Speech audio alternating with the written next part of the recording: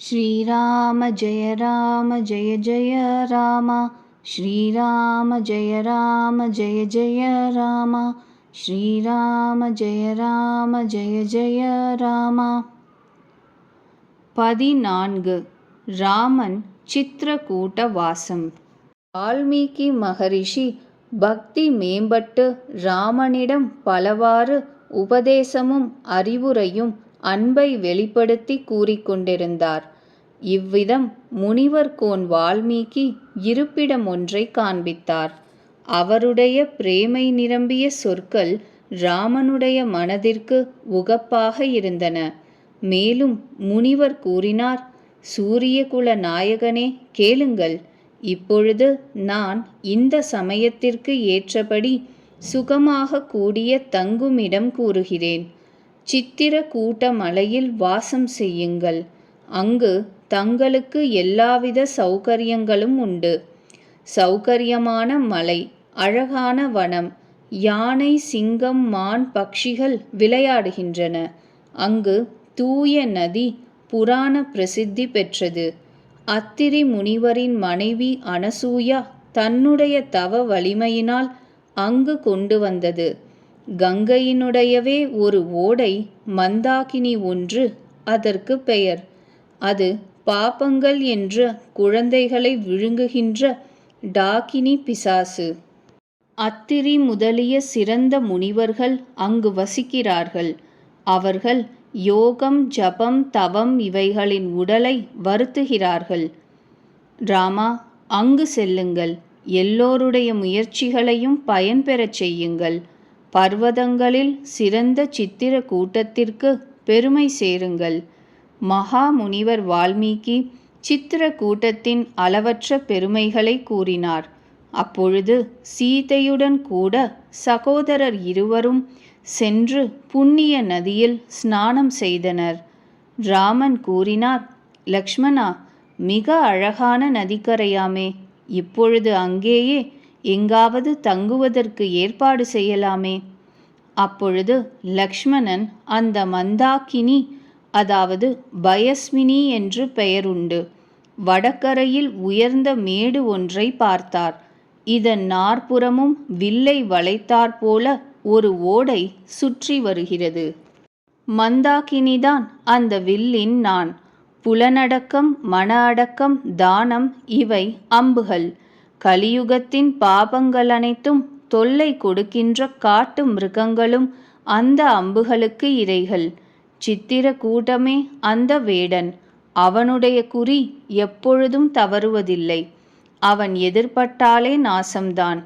இவ்விதம் கூறி ஒரு இடத்தை காண்பித்தார் லக்ஷ்மண சுவாமி. அந்த இடத்தை பார்த்து திருப்தி அடைந்தார் ஸ்ரீராமன். தேவதைகள் ராமனுக்கு மனது இந்த இடத்தில் ரமிக்கிறது என தெரிந்து கொண்டு தேவ சிற்பி விஸ்வகர்மாவை அழைத்து வந்தனர். எல்லா தேவர்களும் வனவாசிகள் வேடர்கள் உருவத்தில் வந்தனர். அவர்கள் அருமையான இலைகளையும் புற்களையும் உடைந்து அழகான பர்ணசாலை ஒன்றை கட்டினர். 2 குடில்கள். அவற்றை வர்ணிக்க இயலாது. அதில் ஒன்று பெரிது, இன்னொன்று அழகாய் சிறிதாயிருந்தது. லக்ஷ்மணன் ஜானகியுடன் கூடிய பிரபு அழகான பர்ணசாலையில் மன்மதனே முனிவர் வேஷம் பூண்டு ருதுக்களின் அரசன் வசந்தன் ரதியுடன் கூடி இருப்பது போல மிகவும் பொலிவுடன் விளங்கினார். அப்பொழுது தேவர்கள், நாகர்கள், கிண்ணறர்கள், திக்பாலர்கள் அனைவரும் சித்திரகூட்டம் வந்தனர். ராமன் அனைவரையும் வணங்கினார். தேவர்கள் கண்களின் பயன் பெற்று மகிழ்ந்தனர். பூமாரி பொழிந்து தேவர் கூட்டம் பகன்றது. ஐயா, இன்று நாங்கள் எங்கள் பாதுகாப்பு பெற்றோம். மீண்டும் வணங்கி தமது பொறுக்க முடியாத கஷ்டங்களை கூறி ஆறுதல் பெற்று மகிழ்ந்து தத்தம் இடம் சென்றனர். ரகுநாதன் சித்திரகூட்டம் வந்து வசிக்கிறார் என்ற செய்தி கேள்விப்பட்டு பல முனிவர்கள், ரிஷிகள் வந்தனர். ரகுகுலத்து சந்திரன் ராமன் உவகையுடன் முனிவர் கூட்டம் வருவதை பார்த்து தண்டனிட்டு வணங்கினார். முனிவர் கூட்டத்தினர் ராமனை மார்போடு அணைத்து கொண்டனர். யாத்திரை சபலமாக வேண்டுமென ஆசியளித்தனர்.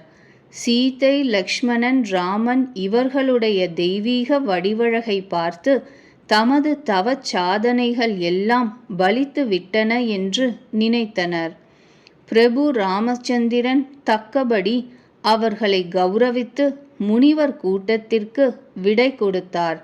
அவர்களால் தமது ஆசிரமங்களில் தம் இஷ்டப்படி யோகம், ஜபம், தவம் செய்ய முடிந்தது. இந்த செய்தி வனவாசிகள் வேடர்கள் காதில் விழுந்ததும் நவநிதிகளும் தமது வீடுகள் நிறைந்துவிட்டது போல மகிழ்ந்தனர். அவர்கள் கூடைகளில் கிழங்குகள், வேர்கள், பழங்கள் நிரப்பி எடுத்து வந்தனர். தரித்திரர்கள் தங்கத்தை கொள்ளையடித்து போவது போல மகிழ்ந்தனர். எவர் முதலில் சகோதரர் இருவரையும் பார்த்து விட்டனரோ அவர்களை பார்த்து மற்ற ஜனங்கள் வழியில் கேட்கின்றனர். இவ்விதம் ராமனுடைய பேரழகை சொல்லிக்கொண்டும் கேட்டுக்கொண்டும் எல்லோரும் வந்து ரகுநாதனை தரிசித்தனர். பேட்டி சாமான்களை முன்னே வைத்து அவர்கள் கூட்டு வழிபாடு செய்தனர். மிகவும் ஆசையுடன் பிரபுவை பார்க்கின்றனர். அப்படியே மோகித்து ஆங்காங்கே சித்திரத்தில் வரையப்பட்டவர்கள் போல அசையாது நின்றனர். அவர்கள் மேனி சிலிர்த்தது. கண்களில் அன்பு கண்ணீர் வெள்ளமாக வந்தது. ராமன் அவர்கள் அனைவரும் பிரேமையில் மூழ்கி இருப்பதை அறிந்தார். நல்ல வார்த்தை சொல்லி அனைவரையும் சந்தோஷப்படுத்தினார். அவர்கள் மீண்டும் மீண்டும் ராமனை கூட்டம் கூட்டமாக வணங்கி கைகூப்பி பணிவாக பேசினர்.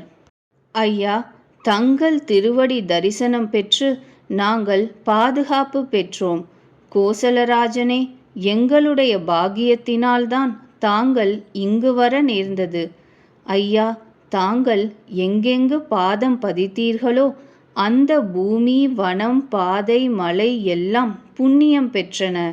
காட்டில் வாழும் பட்சிகள், மிருகங்கள் புண்ணியாத்மாக்கள். தங்கள் தரிசனம் பெற்று பிறவி பயன் பெற்றுவிட்டனரே. நாங்கள் எல்லோரும் குடும்பத்துடன் கூட கொடுத்து வைத்தவர்கள்தாம். தங்களை கண்ணார தரிசனம் செய்தோமே. மிகவும் நன்கு ஆராய்ந்து இருப்பிடம் தேர்ந்து எடுத்திருக்கிறீர்கள். இங்கு எல்லா பருவங்களிலும் சுகமாக இருக்கலாம். நாங்கள் எல்லா வகைகளிலும் யானை, சிங்கம், பாம்பு, புலி முதலியவைகளிலிருந்தும் தங்களை காப்போம். இங்கு மேடு பள்ளங்களான குழிகள், வனங்கள், மலைகள், குகைகள், பொந்துகள் எல்லாமே ஒவ்வொரு அடியும் நாங்கள் பார்த்திருக்கிறோம். நாங்கள் ஆங்காங்கு உங்களை வேட்டையாட அழைத்து போவோம். குளங்கள், நீர்வீழ்ச்சிகள், பெரிய நீர் தேக்கங்களை காண்பிப்போம். நாங்கள் குடும்பங்களுடன் தங்களுடைய பணியாட்கள். ஐயா, ஆகவே எங்களுக்கு ஆணையிட தயங்க வேண்டாம். எவர் வேத மொழிகளுக்கும் முனிவர் உள்ளங்களுக்கும் எட்டாதவரோ அந்த கருணாநிதியான பிரபு ஸ்ரீராமன் பேதை வேடர்களின் சொற்களை தந்தை குழந்தையின் மழலை கேட்பது போல் கேட்கிறார். ராமனுக்கு பிரேமை ஒன்றுதான் பிடித்தமானது. இதை அறிய விரும்புபவர்கள் அறிந்து கொள்ளட்டும். அப்பொழுதே ராமன் பிரேமை ததும்பும் இனிய மொழி பேசி எல்லா வனவாசிகளையும் மகிழ்வித்தார். பிறகு அவர்களுக்கு விடை கொடுத்தார். அவர்கள் தலைவணங்கிச் சென்றனர். பிரபுவின் குண நலன்களை பேசிக்கொண்டே வீடு போய் சேர்ந்தனர். இவ்விதம் தேவர்கள் முனிவர்களுக்குச் சுகமளிக்கும் சகோதரர் இருவரும் சீதையுடன் வனத்தில் சித்திரகூட்டத்தில் வசித்து வந்தனர். ராமன் இந்த வனம் வந்து தங்கினது முதல் வனமே மங்களம் அளிப்பதாகிவிட்டது. பலவிதமான மரங்கள் பூத்து பழுத்து குலுங்கின. அவற்றை சுற்றி கொண்ட கொடிகள் மண்டபங்கள் ஆயின. அவை கற்பகத் தரு போல இயற்கையாகவே வள்ளல்கள் தேவர்களின் நந்தனத்தை விட்டு இங்கு வந்து விட்டன போலும். வண்டுகள் வரிசையாக ரீங்காரம் செய்கின்றன. சுகம் அளிக்கின்ற குளிர்ந்த நறுமணமுள்ள காற்று மெதுவாக வீசுகிறது. மயில்கள், குயில்கள், கிளிகள், மைனாக்கள், சாதகங்கள், சக்கரவாகங்கள், சகோரங்கள் முதலிய பறவைகள் காது குளிர மனம் கவர விதவிதமாக கீச்சு கீச்சு என்று பாடிக்கொண்டே இருந்தன. யானை, சிங்கம், குரங்கு, பன்றி, மான்கள் எல்லாமே பகை நீங்கி சேர்ந்து செல்கின்றன. வேட்டைக்காகச் சுற்றி வரும் ராமனுடைய பொலிவு கண்டு அந்த மிருகங்கள் கூட்டம் வெகுவாக மகிழ்ந்தது. உலகில் எங்கெல்லாம் தேவர்களுடைய வனங்கள் எத்தனையோ உண்டோ அவையெல்லாம் ராமனுடைய வனத்தை பார்த்து பொறாமைப்படுகின்றன. கங்கை, சரஸ்வதி, சூரிய குமாரியான யமுனை, நர்மதை, கோதாவரி முதலிய புண்ணிய நதிகளும் ராமனை கண்டு ஏங்கின. எல்லா நீர்நிலைகளும் கடல்களும் மேற்கு நோக்கிச் செல்லும் ஆறுகளும் மந்தாகினியை கொண்டாடுகின்றன. உதயமலை, சூரியன் மறையும் மலை, கைலாசம், மேரு மலை முதலிய தேவர்கள் வசிக்கும் எல்லா பர்வதங்களும் இமாலயமும் சேர்த்து எத்தனை மலைகள் உண்டோ எல்லாமே சித்திர கூட்டத்தின் புகழ் பாடுகின்றனர். விந்திய மலையின் பேரானந்தம் அதன் மனதில் அடங்கவில்லை.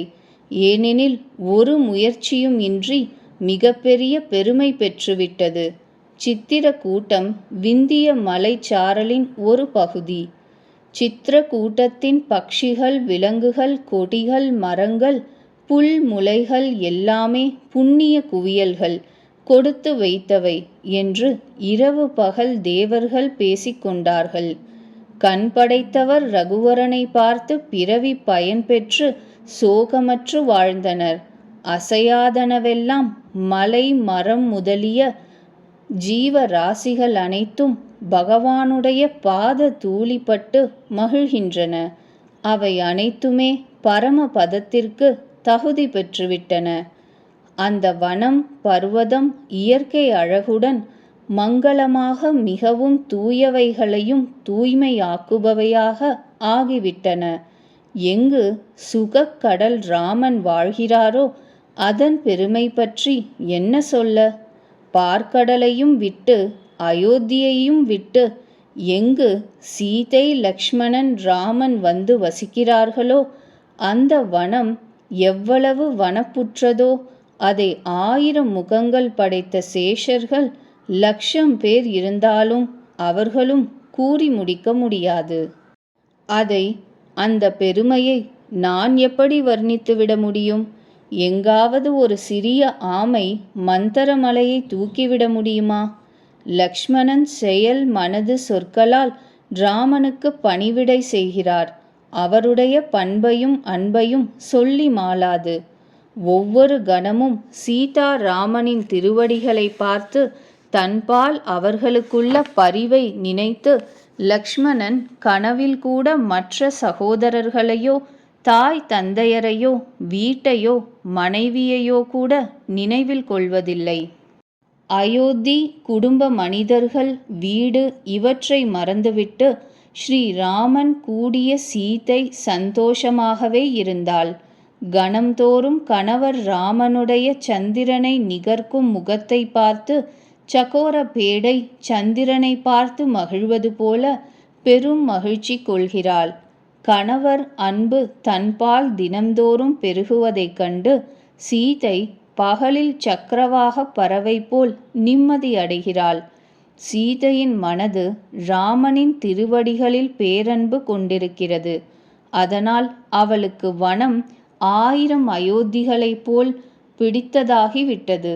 கணவருடன் கூடியிருக்க அந்த பர்ணசாலை மிகவும் பிடித்திருந்தது. மிருகங்களும் பட்சிகளும் அன்புள்ள சுற்றம் போல் பழகுகின்றன. முனிவர் மனைவிகள் மாமியார்கள் போலவும் சிறந்த முனிவர்கள் மாமனார்கள் போலவும் பழகுகின்றனர். கிழங்கு, வேர், பழங்கள் என்ற உணவு அமிர்தம் போல் இனித்தது. புல் இலைகளால் ஆன மஞ்சம் கணவருடன் சேர்ந்திருக்கும் பொழுது 100 மன்மதர்களின் கைவினை போல சுகமளித்தது. எவர் கடாட்சத்தினாலே ஜீவர்கள் லோக பாலர் ஆவாரோ அவரை போக விலாசங்கள் கவருமோ? எந்த ராமனை நினைத்தாலே பக்தர்கள் போக விலாசங்களை துரும்பாக மதித்து வெறுக்கின்றனரோ அந்த ராமனுடைய பிரிய மனைவி உலகத்தாய் சீதை போக விலாசங்களை துறந்தது ஆச்சரியமல்ல. சீதைக்கு எது சுகம், லக்ஷ்மணனுக்கு எது சுகம் என்பதை ராமனே ஆராய்ந்து அதையே பணிப்பார் செய்வார். ராமன் புராண கதைகள், உலகியல் கதைகள் எல்லாம் கூறுகிறார். லக்ஷ்மணனும் சீதையும் மிகவும் உகப்பாக உள்ளன என்று கேட்கின்றனர். எப்பொழுதெல்லாம் ராமன் அயோத்தியை நினைக்கிறாரோ அவ்வப்பொழுது அவர் கண்கள் குளமாகின்றன. தாய், தந்தை, சுற்றம், சகோதரர் பரதன் இவர்களுடைய பேரன்பு, பண்பு, பணிவுகளை நினைத்து கருணை கடலான ஸ்ரீராமன் சில சமயம் வருத்தத்தில் ஆழ்கிறார். உடன் இந்த வேளையில் இது தகாது என்று ஆராய்ந்து மனத்தை தேற்றிக் கொள்கிறார். ஸ்ரீராமன் வருந்தினால் சீதையும் லக்ஷ்மணனும் கூட கலங்குகிறார்கள். மனிதனுடைய பிரதிபிம்பம் அவன் போலவே செயல்புரியுமே, அப்படி இருந்தார்கள். அப்பொழுது தீரனும் கிருபை நிறைந்தவனும் பக்தர்கள் ஹிருதயம் குளிர்விக்கும் சந்தனம் போன்றவனுமான ரகுநந்தனன் அன்பு மனைவி லக்ஷ்மணர்களின் நிலை பார்த்து சில தூய்மை தரும் கதைகளை கூற, அதை கேட்டு லக்ஷ்மணனும் சீதையும் மனம் தேறுகின்றனர். லக்ஷ்மணனுடனும் சீதையுடனும் கூடிய ராமன் பர்ணசாலையில் அமராவதியில் இந்திரன் சசி தேவியுடனும் குமரன் ஜெயந்தனுடனும் இருப்பது போல சந்தோஷமாக சுபிக்ஷமாக விளங்குகிறார்.